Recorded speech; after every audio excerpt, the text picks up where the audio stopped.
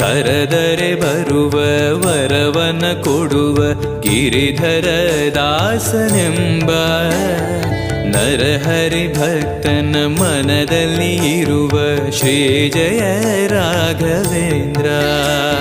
ಮೊರೆಯಿಡಲು ನಮ್ಮ ಬಗೆ ಇರುವ ತಾಯಿ ತಂದೆ ನಾನೆಂಬ ಮಹನೀಯನು ನಮ್ಮ ದೊರೆ ಇವನು ನರಸಿಂಹ ಸಖನು. पूज्याय